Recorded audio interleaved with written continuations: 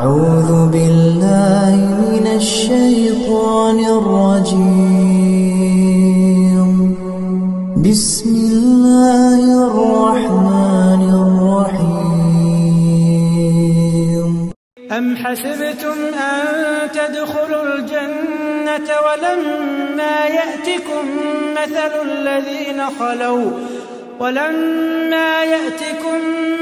الذين خلوا من قبلكم مستهم البأساء والضراء